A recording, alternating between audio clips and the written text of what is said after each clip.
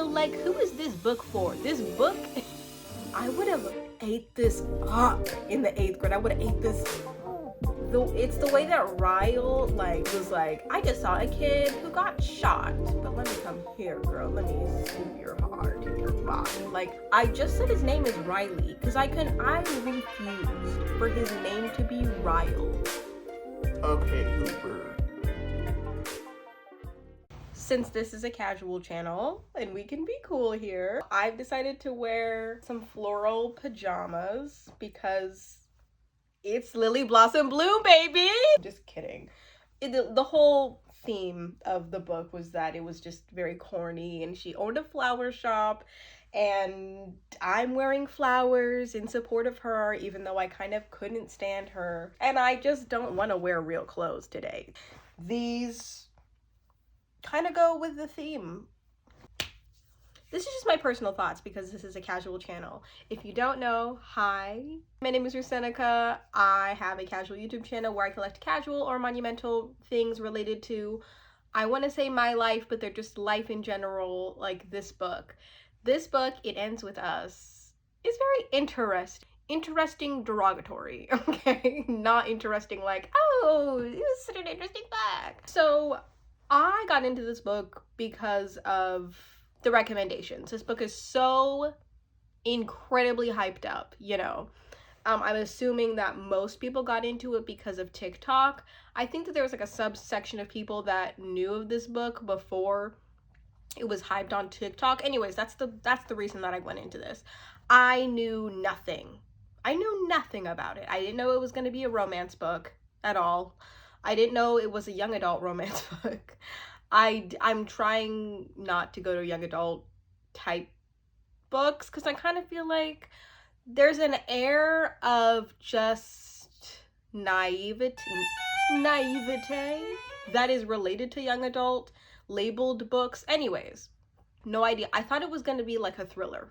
Legitimately, I'm so stupid and didn't do any research into this before I sat down and just like used my time for this, but I was like, it could be a thriller. Like, that's not a thriller type name. It Ends With Us.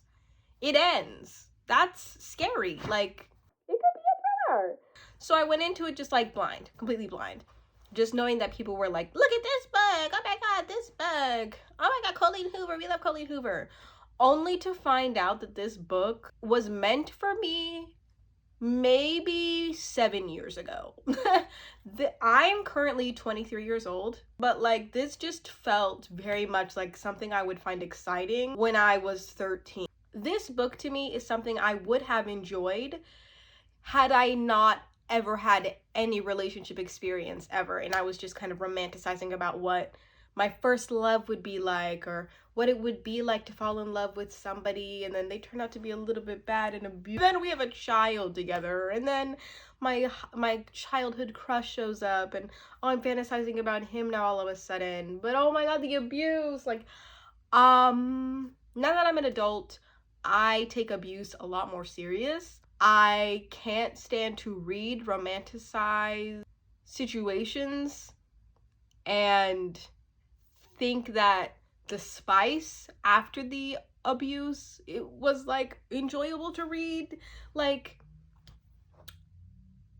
I am having a hard time with even thinking about wanting to talk about this because I'm like, it wasn't even a good, like, this was not a good book if you're over the age of, this is very controversial, okay? This is a bad statement of me to say. Like, sorry, so sorry. This book is for people who, who've never been in a relationship before, who can handle serious topics like this that she deals with in the book, who just want to be entertained. The very first chapter of the book was a little bit conflicting for me, okay? Because, well, is it the first chapter that she meets Ryle? Which, by the way, oh my God, what a stupid name. What a stupid name. Ryle. That's so disappointing, dude. Like, I'm not kidding. For the first, like, 60 pages. 60 is a significant amount of pages. I just said his name is Riley because I refused for his name to be Ryle. Ryle? Ryle.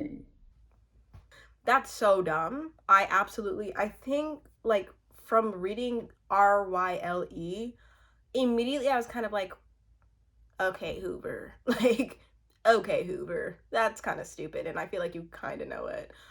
Unless somebody in her life is named Ryle and she loves him very much. Like, then it's not. That's enough Ryle hate. Let me not get riled up.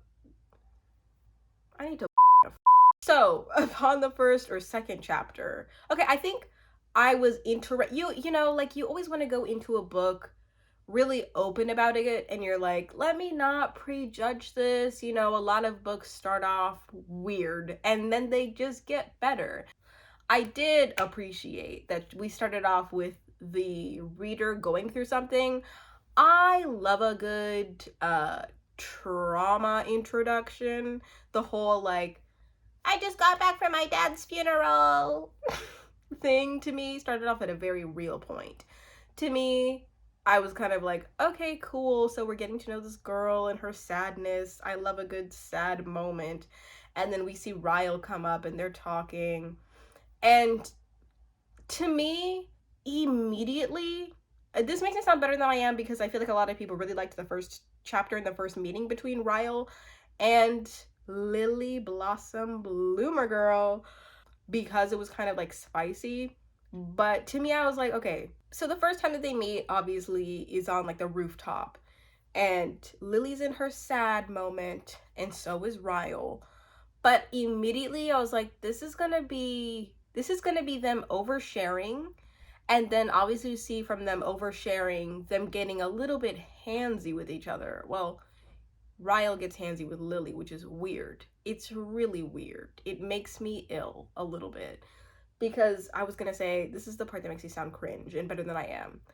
As a 23-year-old in a healthy relationship, I just know that interaction was not one of normalcy and shouldn't be.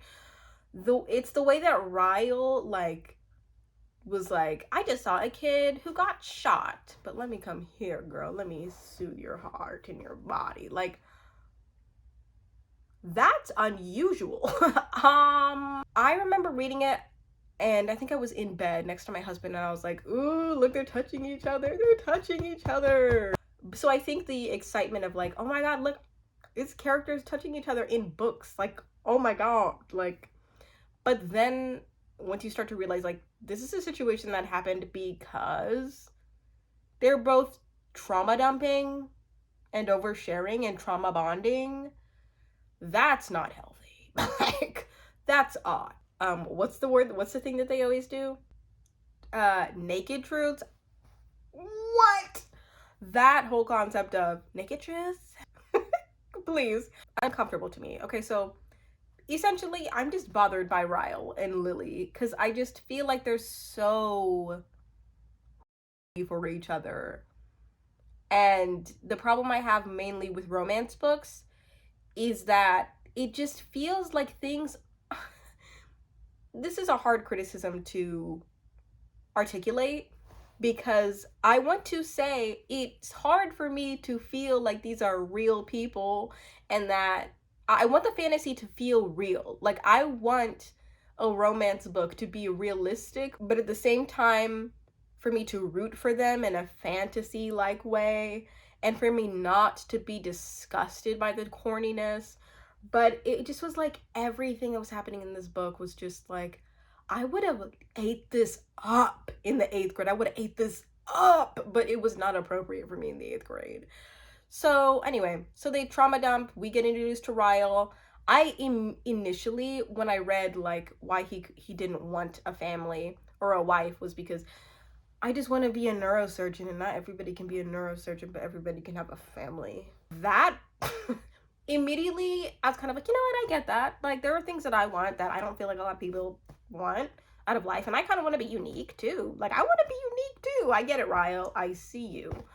And then more throughout the chapters, I feel as though he does reveal himself a little bit more, because you can either say, hey, this is gonna sound ignorant, but trust me, I'm not an ignorant person. And you have two options. You're either going to turn out to be an ignorant, egotistical, or you are going to just like prove everybody wrong and just reveal this one truth that is not true to your character. So I just was like, okay, he probably is gonna turn out to be a douchebag for real, because you can't just say, I want to be a neurosurgeon and I don't want a family, but other people have families. And then all of a sudden, like, all of a sudden turn out to be this like cool like guy who's like very humble. Like, odd. Ryle and Lily rubbed me the wrong way because they felt very immature. Also, can we get into their age gap too? Ryle is 30 and Lily is 23. As a 23-year-old, immediately I was excited by this, by the idea that Lily was my age, because I was like, oh my god, somebody to connect with. Oh my god, hi. A character that I can see myself in because we're the same age. Hi. That has trauma. Hi. Like, but then going further into the chapters, well, not only then reading that Ryle was 30, I was like, well, I mean, like, we don't even know if they're together, and then they get together. It's like, that's weird. Also, let's talk about how it's also weird that, no, I don't want to get into that now. I'll get into that like a few minutes. Lily then goes on. We see her blossom. We see her blossom and start her little flower shop business, which is cool. That is really cool that she wanted to be a flower. She wanted to be a flower shop owner, and then all of a sudden she's making her dreams come true. But at the same time, like, what the heck? How rich is she? That's an unusual thought that I had about this whole thing. Sure, her dad was the mayor. I get that. She probably has money. She doesn't have to worry about money, you know. But how did she just have business starting money, you know? That's another thing about young adult books or like romance books. I want to know about the detail. I want to know about the deets as to how these people are getting their life started, you know? Whatever, she has this little business, Little Miss, what's her name? Ryle's sister, the bestie, strolls in. I don't even know her name because I returned the book a while ago because I checked it out from the library and they had like a 7-day checkout policy because it's a popular book. So I can't remember any of the characters' names. Okay, we'll just refer to her as the bestie. I'll probably think of her name in like 2 seconds, but give me an N. So the bestie strolls by the flower shop and is like, I'm looking for a job. And then Lily is like, oh my god, we're hiring. And that to me was kind of just like, okay, Hoover, for real. Like, why is she just strolling into this place? And that's like a criticism on me, is like, come on, I need to just fall into the fantasy. Can I not just fall into the fantasy of her just strolling in? But a little bit of me was kind of like, okay, but maybe it could have been like more realistic. Like maybe Lily could have put an ad online about how she was wanting somebody to help her with the flower shop. And then the bestie, the rich bestie who doesn't need to work, just saw this cute little shop and decided to come in for an interview, and they interviewed and liked each other. That to me is a lot more realistic than, hi, oh my god, you're hiring, I'm looking, you know? I was such a hater. That to me was weird. There's just so many weird things about this. Whatever, the bestie to me has been weird the whole book. Like, I didn't even like her that much. I just felt like she was just the typical bestie character, you know? But she just was like very loaded, and they to me just had no depth, you know? That's the thing, is I loved the parts where they talked about her past, because those to me were the most real examples of what somebody's life could look like, and probably even did look like. I know that Colleen Hoover has gone on to say that this book was pulled from a lot of her real life experiences, and only when I was reading about Lily and Atlas, Lily and her abusive dad, where I felt like that was the saving grace of the whole entire book. And it wasn't adult Lily. Adult Lily to me kind of felt like a middle schooler, but then high school Lily felt like a very real person who was wanting the best for somebody else in a horrible circumstance. You know what I mean? So it just so conflicting, because when it was real, it was a little, and not too real, but when it was real, it was like, oh my gosh, this is this horrible situation that this 15-year-old is trying so hard to reconcile for this person that she likes. But then when she's an adult, it's like, he hit me. Let's not make jokes about abuse. Sorry. I'm sorry. But it did feel like that a little bit. Like, why were they having fights? And then after they had fights, Ryle tried to reconcile.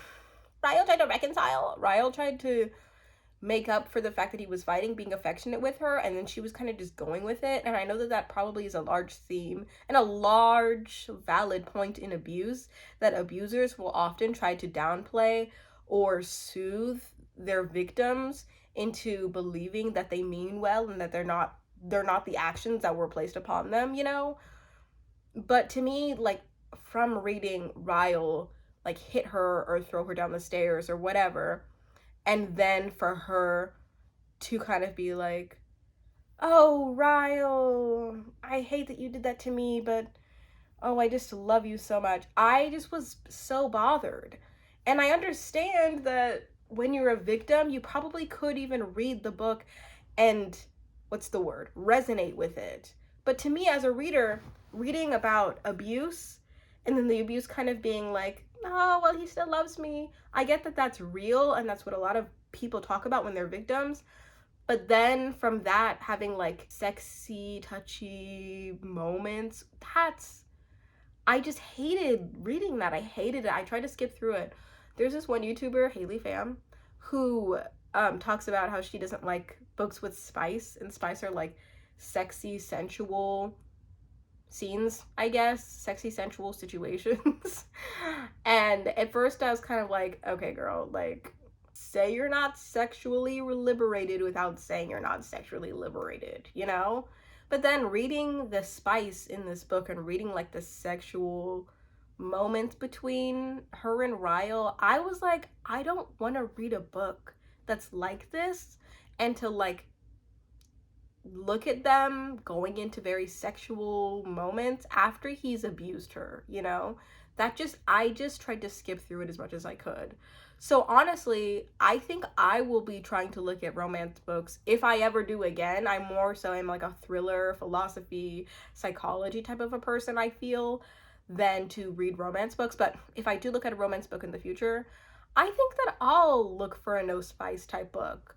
Even though I love a good sexy situation, I just think that it takes away from the book and it cheapens it a little bit, especially depending on the situation. But I could be just judging that because I'm tainted by this experience, because I don't want to look at people going through a rough situation and then all of a sudden it's like, I hate him, he manipulated me, he gaslit me, he abused me, but now he's holding me in his arms and I love him, you know? I don't know, this book was everywhere.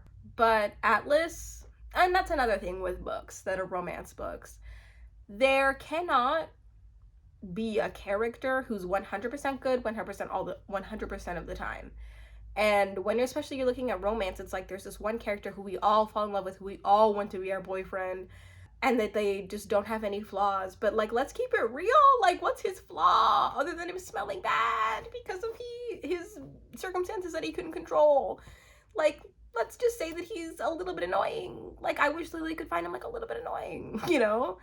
I don't know, I feel like his one biggest flaw was that he lied to Lily about not having a girlfriend, but we all knew that that was just because he was, I don't want to say stupid and lonely, but basically he wanted to keep his eye open for Lily, which kind of bothered me in a way, because it's like, come on, like, let Atlas have some happiness of his own. Like, he's so dedicated to this one person who is so in love with somebody else. It makes me kind of sad to watch movies or read books where there's just this one like incredibly nice guy who is going after the same person for years, and then that person just does not like let up and give them anything, and they just keep waiting, and you as the reader, or like a reader or viewer, whatever, are just like, oh my god, this person is so great, he just keeps waiting and waiting. But me, like, I'm just like, let this man have a good time. Let this man have a good life. Like,